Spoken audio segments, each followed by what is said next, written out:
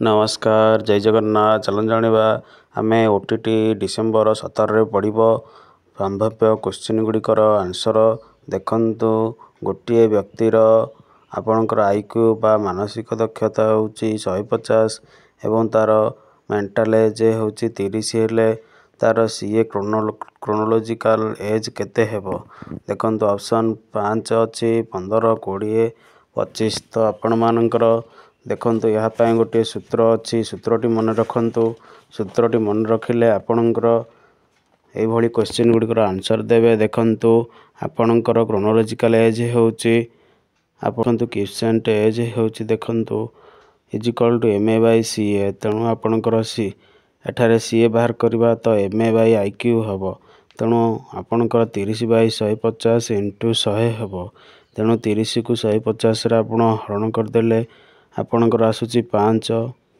से 5 को 100 रे हरण कले आपणकर 20 तेणु ठीक उत्तर होची आपणकर ऑप्शन सी होची 20 होची राइट आंसर से भली केउटी पर्यवेक्षणर एक साधनी नुहे जहाँकि 2024 क्वेश्चन आसीथिला देखंतु आपणकर मोस्ट इम्पोर्टाट 2024-25 एवं आपणकर स्पेशल ओटेट से भली 23 22 21 क्वेश्चन गुड़िक मुझे आसी देखु केउटी पर्यवेक्षण एक साधन नुहे ए रे होची कृति परीक्षण बी रे होची मन निर्धारण मापन सी रे होची तनखी तालिका डी रे होची व्यक्तिगत विवरणी नथी तेणु आपणकर ठीक उत्तर होची आपणकर कृति परीक्षण से भली 3 नंबर देखंतु शिशु मानकर बौद्धिक विकासर केउ पर्यायर अनुकरण प्रिय होइथांती देखंतु आपणकर शिशु आपणकर प्राग संवेदी संवेदीकारक स्थूल संकार्यधर्मी परवर्ती संकार्यधर्मी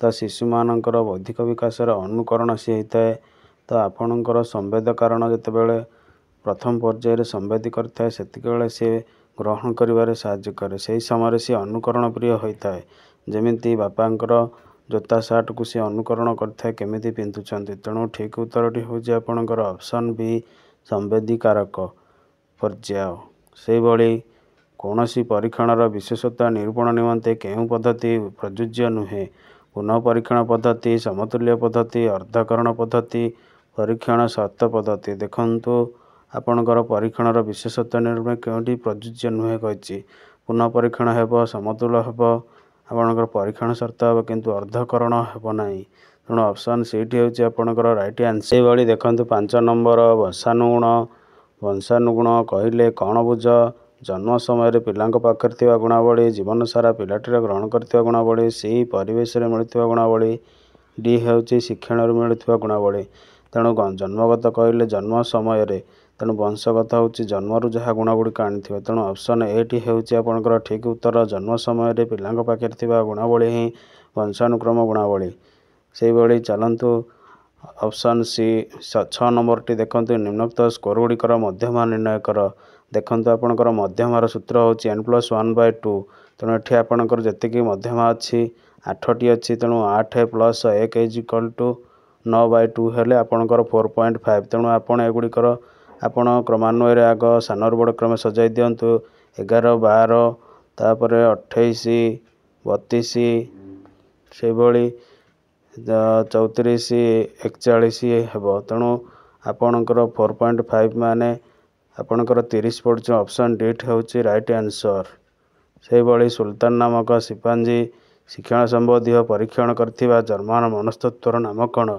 गेस्टलेट थर्नडाइक वाटसन कोहलर तो आपणकर कोहलर ही सिपांजी मध्य परीक्षण करथिले तेणु ऑप्शन डी होची आपणकर राइट आंसर से भली प्राक कैशोर अवस्थार आनुमानिक बयस स्तर केते कैशोर आपणकर 10 ରୁ 12 वर्ष सृष्टि हुए तेणु प्राक कैशोर देखंतु आपणकर 10 ରୁ 13 13 ରୁ 15 15 ରୁ 20 20 ରୁ अधिक तेणु ठीक उत्तर होची आपणकर 13 ରୁ 15 वर्ष बयस मध्यम प्राक कैशोर आपणकर उपनीत हुए ऑप्शन बी टी होची ठीक उत्तर से भली 9 नंबर देखंतु पाठ्यक्रमर प्रकृति केभली हेबा उचित स्पेशल ओटे 2025 देखंतु स्थिर अनमनीय नमनीय दरकारी समय समृद्ध होबार आवश्यकता समस्त समान एक प्रकार पाठ्यक्रम केवल पाठ्यपुस्तक आधारित ତ ଆପଣଙ୍କର ଅପସନ୍ ବିଟି ହେଉଛି ଠିକ୍ ଉତ୍ତର। ନମନୀୟ ଦରକାରୀ ସମୟରେ ସମୃଦ୍ଧ ହେବାର ଆବଶ୍ୟକତା ହେଉଛି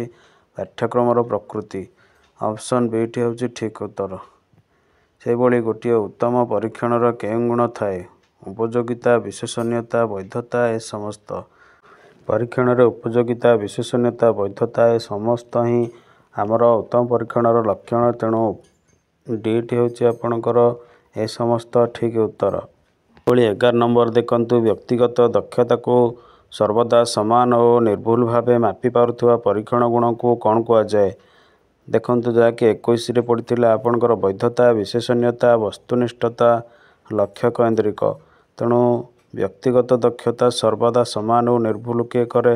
ବୈଧତା କରେ ନାହିଁ, ବିଶ୍ୱସନୀୟତା କରେ, ବସ୍ତୁନିଷ୍ଠତା ଓ ଲକ୍ଷ୍ୟ କୈନ୍ଦ୍ରିକ। ତେଣୁ ଠିକ୍ ଉତ୍ତରଟି ହେଉଛି ଆପଣଙ୍କର ଅପସନ୍ ବି, ବିଶ୍ୱସନୀୟତା। ସେହିଭଳି ବିକାଶର କେଉଁ ନିୟମ ସୂଚିତ କରେ ଯେ ଅଭିବୃଦ୍ଧି ମସ୍ତିଷ୍କରୁ ଆରମ୍ଭ କରି ପାଦ ପର୍ଯ୍ୟନ୍ତ ଚାଲେ? ଯାହାକି ସ୍ପେଶିଆଲ 25ରେ ପଡ଼ିଥିଲା। ଅପସନ୍ ଏ ହେଉଛି ଆପାଦମସ୍ତକ ନିକଟରୁ ଦୂର ବୃତ୍ତୀୟ ଚତୁର୍ଭୁଜୀୟ। ତେଣୁ ପାଦରୁ ମସ୍ତକ ଯାଏଁ ଆପଣଙ୍କର ହେଉଛି ଅଭିବୃଦ୍ଧି ହୋଇଥାଏ। ତେଣୁ ଠିକ୍ ଉତ୍ତରଟି ହେଉଛି ଅପସନ୍ ଏ, ଆପାଦମସ୍ତକ। ଜୀବନର ଆଦ୍ୟ ପର୍ଯ୍ୟାୟର ଆବେଗିକ ଉପାଦାନକୁ କ'ଣ କୁହାଯାଏ? ଦେଖନ୍ତୁ, ପ୍ରଥମରେ ଆପଣଙ୍କର କ'ଣ ବୃଦ୍ଧି ହୋଇଥାଏ? ଉତ୍ତେଜନା, ମାନସିକ ଚାପ, ଉତ୍କଣ୍ଠା ଓ ଭୟ। ତ ଠିକ୍ ଉତ୍ତରଟି ହେଉଛି ଆପଣଙ୍କର ଅପସନ୍ ଏ, ଉତ୍ତେଜନା ହିଁ ଆପଣଙ୍କର ପ୍ରଥମେ ସୃଷ୍ଟି ହୋଇଥାଏ। ତେଣୁ ଜୀବନର ଆଦ୍ୟ ପର୍ଯ୍ୟାୟର ଆବେଗିକ ଉପାଦାନକୁ ଉତ୍ତେଜନା କୁହାଯାଏ। ସେହିଭଳି ଯେତେବେଳେ ଜଣେ ଶିକ୍ଷକ ଶିକ୍ଷାର୍ଥୀ ପାଇଁ ଶିକ୍ଷାଦାନ ପଦ୍ଧତି, ଶିକ୍ଷଣ କାର୍ଯ୍ୟ, କୌଣସି କୌଶଳ ସ୍ଥିର କରନ୍ତି ତାହାକୁ କ'ଣ କୁହାଯାଏ? ଯେହେତୁ ଶିକ୍ଷକ ଶିକ୍ଷାର୍ଥୀଙ୍କ ପାଇଁ କୌଶଳ ଅବଲମ୍ବନ କରନ୍ତି, ତେଣୁ ଶିକ୍ଷକ କରୁଥିବାରୁ ଏହାକୁ ଶିକ୍ଷକ କୈନ୍ଦ୍ରିକ ପଦ୍ଧତି କୁହାଯାଏ। ଯାହାକି ଅପସନ୍ ଶିକ୍ଷଣ କୈନ୍ଦ୍ରିକ, ଶିକ୍ଷାର୍ଥୀ କୈନ୍ଦ୍ରିକ, ଶିକ୍ଷକ କୈନ୍ଦ୍ରିକ କୌଣସିଟି ନୁହେଁ। ଅପସନ୍ ସି ହେଉଛି ଠିକ୍ ଉତ୍ତର। ସେହିଭଳି କେଉଁଟି ପିଆଜେଙ୍କର ବୌଦ୍ଧିକ ବିକାଶର ଆତ୍ମସାତୀକରଣ ସହ ସମ୍ପୃକ୍ତ? ଆତ୍ମସଂଜ୍ଞାନ, ସମଞ୍ଜନ, କଳ୍ପନା, ପ୍ରତ୍ୟକ୍ଷୀକରଣ। ତ ଅପସନ୍ ବିଟି ହେଉଛି ସମଞ୍ଜନ ବା ଆକୋମୋଡେସନ୍ ହେଉଛି ଆତ୍ମସାତୀକରଣ ନିୟମ। ତେଣୁ ଅପସନ୍ ବିଟି ହେଉଛି ଠିକ୍ ଉତ୍ତର। ସେହିଭଳି 16 ନମ୍ବର ଦେଖନ୍ତୁ, ଶିକ୍ଷାଦାନରୁ ଶିକ୍ଷଣକୁ ପ୍ରାଧାନ୍ୟ ଦେବା ପାଇଁ କେଉଁ ପଦକ୍ଷେପ ନିଆଯାଇପାରିବ? ପରୀକ୍ଷା ଫଳରେ ଧ୍ୟାନ, ଶିଶୁ କୈନ୍ଦ୍ରିକ ଶିକ୍ଷା ବିଜ୍ଞାନକୁ ଗ୍ରହଣ, ଘୋଷାବିଦ୍ୟାକୁ ପ୍ରାଧାନ୍ୟ, ଶିକ୍ଷକ କୈନ୍ଦ୍ରିକକୁ ଗ୍ରହଣ। ତ ଅପସନ୍ ବିଟି ହେଉଛି ଦେଖନ୍ତୁ, ଶିଶୁ କୈନ୍ଦ୍ରିକ ଶିକ୍ଷା ବିଜ୍ଞାନକୁ ଗ୍ରହଣ କରି ଆପଣମାନେ ଶିକ୍ଷାଦାନ ଶିକ୍ଷଣକୁ ପ୍ରାଧାନ୍ୟ ଦେବେ। ତେଣୁ ଅପସନ୍ ବିଟି ହେଉଛି ଆପଣଙ୍କର ଶିଶୁ କୈନ୍ଦ୍ରିକ ଶିକ୍ଷା ବିଜ୍ଞାନ। ଅପସନ୍ ବିଟି ହେଉଛି ଠିକ୍ ଉତ୍ତର। ସେହିଭଳି ଗଠନମୂଳକ ମୂଲ୍ୟାୟନର ଉଦ୍ଦେଶ୍ୟ କ'ଣ? ପରିମାପନ କରାଯିବା ସ୍ଥିର କରିଥାଏ, ପାଠ ଶେଷରେ ସଫଳତା ନିର୍ଦ୍ଧାରଣ କରିଥାଏ, ଶିକ୍ଷଣ ଅଗ୍ରଗତି ନିର୍ଣ୍ଣୟ କରିଥାଏ, ଡି ହେଉଛି ଶିକ୍ଷଣ ସମସ୍ୟା ନିର୍ଣ୍ଣୟ କରିଥାଏ। ପରିମାପନ ଦେଖନ୍ତୁ, ପାଠ ଶେଷରେ ସଫଳତା ହେବ ନାହିଁ, ଦେଖନ୍ତୁ ଶିକ୍ଷଣର ଅଗ୍ରଗତି ନିର୍ଣ୍ଣୟ କରିଥାଏ। ତେଣୁ ଗଠନମୂଳକ ମୂଲ୍ୟାୟନ ହେଉଛି ଶିକ୍ଷଣ ଅଗ୍ରଗତି ନିର୍ଣ୍ଣୟ କରିଥାଏ। ଅପସନ୍ ସିଟି ହେଉଛି ଠିକ୍ ଉତ୍ତର। ସେହିଭଳି ଦେଖନ୍ତୁ 18 ନମ୍ବର, କେଉଁଟି ଶିକ୍ଷଣର ଏକ ଅର୍ଥ ଗଠନ ପ୍ରକ୍ରିୟା ସହ ସମ୍ପର୍କିତ ନୁହେଁ? କେଉଁଟି ଶିକ୍ଷଣର ଏକ ଅର୍ଥ ଗଠନ ପ୍ରକ୍ରିୟା ସହ ସମ୍ପର୍କିତ ନୁହେଁ? ଶିକ୍ଷଣ ଏକ ସକ୍ରିୟାତ୍ମକ ପ୍ରକ୍ରିୟା, ଏହା ପୂର୍ବପର ସମ୍ବନ୍ଧୀୟ। ଶିକ୍ଷଣ ଏକ ଭାଷାନ୍ତର୍ଭୁକ୍ତ, ଏକ ତତ୍କ୍ଷଣାତ୍ ପ୍ରକ୍ରିୟା। ତେଣୁ ଏହି ତିନୋଟି ଦେଖନ୍ତୁ, ଶିକ୍ଷଣ ଏକ ପ୍ରକ୍ରିୟା, ସକ୍ରିୟାତ୍ମକ କାର୍ଯ୍ୟ, ପୂର୍ବପର ପ୍ରସଙ୍ଗ, ଭାଷା ଅନ୍ତର୍ଭୁକ୍ତ, କିନ୍ତୁ ତତ୍କ୍ଷଣାତ୍ ହୋଇପାରିବ ନାହିଁ। ତେଣୁ ଠିକ୍ ଉତ୍ତରଟି ହେଉଛି ତତ୍କ୍ଷଣାତ୍ ପ୍ରକ୍ରିୟା। ଶିକ୍ଷଣର ଅର୍ଥ ଗଠନ ପାଇଁ ତତ୍କ୍ଷଣାତ୍ ପ୍ରକ୍ରିୟା ହୋଇପାରିବ ନାହିଁ। ସେହିଭଳି 19 ନମ୍ବର ଦେଖନ୍ତୁ, hit the iron when hot. ଥର୍ଣ୍ଣାଡାଇକ୍ଙ୍କ କେଉଁ ଶିକ୍ଷଣ ନିୟମ ଉପରେ ପର୍ଯ୍ୟବେସିତ? 2023ରେ ପ୍ରସ୍ତୁତି ନିୟମ, ଅନୁଶୀଳନ ନିୟମ, ଫଳାଫଳ ନିୟମ କୌଣସିଟି ନୁହେଁ। ତ ଆପଣଙ୍କର hit the iron when hot ହେଉଛି ଏକ ଅନୁଶୀଳନ ନିୟମ। ତେଣୁ ଅପସନ୍ ବିଟି ହେଉଛି ଆପଣଙ୍କର ଠିକ୍ ଉତ୍ତର। ସେହିଭଳି ପରିସଂଖ୍ୟାନରେ ମଧ୍ୟମାନ କ'ଣ ବୁଝାଏ? ସର୍ବାଧିକ ଦିଆଯାଇଥିବା ତଥ୍ୟ, କ୍ରମିକ ତଥ୍ୟର ଠିକ୍ ମଧ୍ୟବର୍ତ୍ତୀ, ସମସ୍ତ ଲବ୍ଧାଙ୍କର ହାରାହାରି ସବୁଠାରୁ ବଡ଼ ସଂଖ୍ୟା। ତେଣୁ ସମସ୍ତ ଲବ୍ଧାଙ୍କର ହାରାହାରି ହେଉଛି ମଧ୍ୟମାନ। ତେଣୁ ଅପସନ୍ ସିଟି ହେଉଛି ଆପଣଙ୍କର ଠିକ୍ ଉତ୍ତର। ଶିକ୍ଷାର୍ଥୀର ଅଭିବୃଦ୍ଧି ଓ ବିକାଶର କେଉଁ ଅବସ୍ଥାକୁ period of stress and strain କୁହାଯାଏ? ଆପଣ ଜାଣିଛନ୍ତି, ଯେଉଁ ସମୟରେ ବୃଦ୍ଧିର ଦ୍ରୁତଗତି ହୋଇଥାଏ ଏବଂ ସବୁ କାର୍ଯ୍ୟକୁ ଦ୍ରୁତଗତିରେ କରିଥାଏ, ତେଣୁ ଠିକ୍ ପର୍ଯ୍ୟାୟଟି ହେଉଛି ଆପଣଙ୍କର ଦେଖନ୍ତୁ ଶୈଶବ, ପ୍ରାକ ବାଲ୍ୟାବସ୍ଥା, ବାଲ୍ୟାବସ୍ଥା, କୈଶୋର। ତେଣୁ କୈଶୋରକୁ ଆପଣଙ୍କର period of stress and strain କୁହାଯାଏ, ଯାହାକି ଅପସନ୍ ଡି ହେଉଛି ଠିକ୍ ଉତ୍ତର। ସେହିଭଳି 22 ନମ୍ବର ଦେଖନ୍ତୁ ଭିନ୍ନକ୍ଷମ ଶିଶୁର ଶିକ୍ଷା ବ୍ୟବସ୍ଥାର ଏକ ଅଭିନ୍ନ ଅଂଶ ଯାହା ପାଇଁ ସମନ୍ୱିତ ଶିକ୍ଷାର ଆବଶ୍ୟକତା ଅଛି, ଏହା କେଉଁ ଆୟୋଗ ସୁପାରିଶ କରିଥିଲେ, ଯାହାକି ଆପଣଙ୍କର 2022ରେ ପେପର 2ରେ ପଡ଼ିଥିଲା। ଅପସନ୍ ଏ ମୁଦାଲିୟର ଆୟୋଗ, କୋଠରୀ ଆୟୋଗ, ରାଧାକୃଷ୍ଣ ଆୟୋଗ, ସର୍ଜେଣ୍ଟ ତଥ୍ୟ। ତ ଠିକ୍ ଉତ୍ତରଟି ହେଉଛି ଆପଣଙ୍କର କୋଠରୀ ଆୟୋଗ। କୋଠରୀ ଆୟୋଗ ଆପଣଙ୍କର ଭିନ୍ନକ୍ଷମ ପାଇଁ ଏହା ନିହାତି ଆବଶ୍ୟକ ବୋଲି କହି ଏହାକୁ ପ୍ରୟୋଗ କରିଥିଲେ। ତେଣୁ ଅପସନ୍ ବିଟି ହେଉଛି ଠିକ୍ ଉତ୍ତର। ସେହିଭଳି ହାଇସ୍କୁଲ ସାର୍ଟିଫିକେଟ୍ ପରୀକ୍ଷା କେଉଁ ଶ୍ରେଣୀର ମୂଲ୍ୟାୟନ ଅଟେ?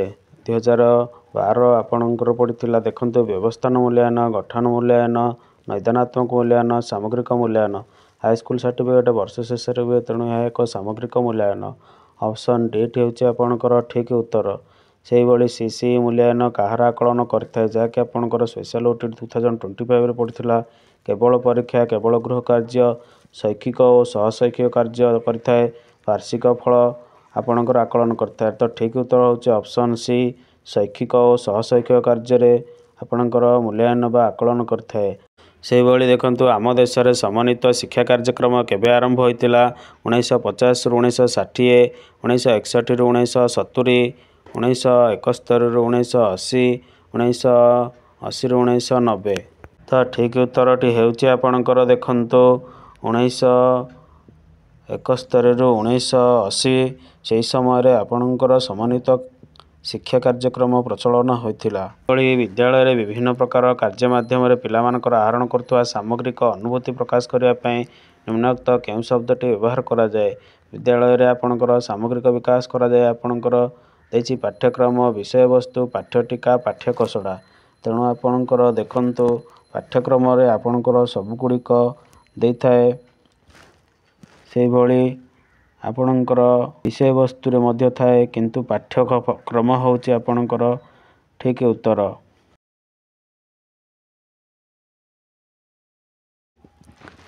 ସେହିଭଳି କେଉଁ କୌଶଳରେ ପିଲାମାନଙ୍କୁ ବିଷୟବସ୍ତୁ ସମ୍ପୂର୍ଣ୍ଣ ରୂପେ ବୁଝିବା ଏବଂ ଗୋଟିଏ ନିଷ୍କର୍ଷରେ ପହଞ୍ଚିବାରେ ସାହାଯ୍ୟ କରେ? ଶୁଣିବା, ପଢ଼ିବା, ଲେଖିବା, ବୁଝିବା। ତ ଠିକ୍ ଉତ୍ତରଟି ହେଉଛି ଆପଣଙ୍କର ପଢ଼ିବା ଦ୍ୱାରା ଆପଣ ସମ୍ପୂର୍ଣ୍ଣ ବୁଝିବା ଏବଂ ନିଷ୍କର୍ଷରେ ପହଞ୍ଚିବା ହୋଇଥାଏ। ଅପସନ୍ ବିଟି ହେଉଛି ଆପଣଙ୍କର ଠିକ୍ ଉତ୍ତର।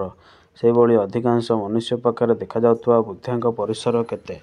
ଦେଖନ୍ତୁ ବୁଦ୍ଧାଙ୍କ ପରିସର ଆପଣଙ୍କର ହେଉଛି 80ରୁ ଆପଣଙ୍କର 90, 90ରୁ 110, 110ରୁ 120 ଏବଂ ଆପଣଙ୍କର 70ରୁ 90। ତ ଆପଣଙ୍କର ଠିକ୍ ଉତ୍ତରଟି ହେଉଛି ଆପଣଙ୍କର 90ରୁ 110। ତ ଅଧିକାଂଶ ବୁଦ୍ଧାଙ୍କ ହେଉଛି 90ରୁ 110। ସେହିଭଳି ପ୍ରାଥମିକ ସ୍ତରରେ ଡାକିବା, ଲେଖିବା କେଉଁ ଶିକ୍ଷଣ ତତ୍ତ୍ୱ ଉପରେ ଆଧାରିତ? ପ୍ରଯତ୍ନ, ପ୍ରମାଦ ତତ୍ତ୍ୱ, ପର୍ଯ୍ୟବେକ୍ଷଣ ତତ୍ତ୍ୱ, ଅନୁବନ୍ଧିତ ଶିକ୍ଷଣ ତତ୍ତ୍ୱ, ଉପରୋକ୍ତ ସମସ୍ତ। ଆପଣଙ୍କର ଅପସନ୍ ସିଟି ହେଉଛି ଅନୁବନ୍ଧିତ ଶିକ୍ଷଣ ତତ୍ତ୍ୱ ହେଉଛି ଠିକ୍ ଉତ୍ତର।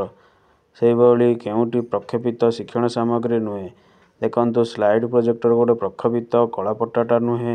ଓଭରହେଡ୍ ପ୍ରୋଜେକ୍ଟର ଗୋଟେ ପ୍ରକ୍ଷେପିତ, ଏପିଡୋସ୍କୋପ୍ ପ୍ରକ୍ଷେପିତ।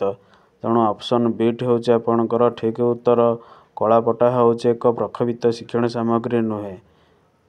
ଏଭଳି ଓଟିଟି କୋଶ୍ଚିନ୍ ଗୁଡ଼ିକ ପାଇବା ପାଇଁ ଆମର ଲିଙ୍କରେ ଯାଇ ଦେଖନ୍ତୁ ଏବଂ ଲାଇକ୍, କମେଣ୍ଟ, ସବସ୍କ୍ରାଇବ୍ କରନ୍ତୁ। ଜୟ ଜଗନ୍ନାଥ।